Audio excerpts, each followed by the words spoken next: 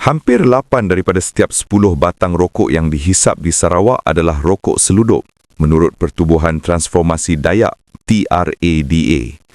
Data kajian rokok seludup oleh Nielsen IQ menunjukkan kadar di Sarawak mencecah 78.8%, tertinggi di Malaysia, diikuti Sabah 77.3%, berbanding 54.4% di peringkat nasional. Situasi ini menimbulkan kebimbangan serius terhadap kesejahteraan komuniti dan pendedahan kepada golongan belia.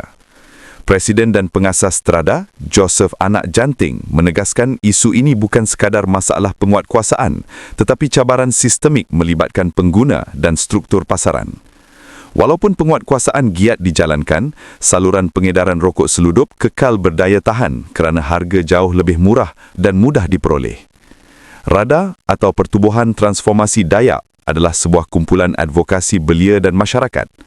Penubuhannya bertujuan untuk melihat belia Malaysia serta masyarakat Dayak di seluruh Malaysia menerima ilmu dan teknologi secara menyeluruh bagi memastikan masa depan yang lebih cerah dan inklusif.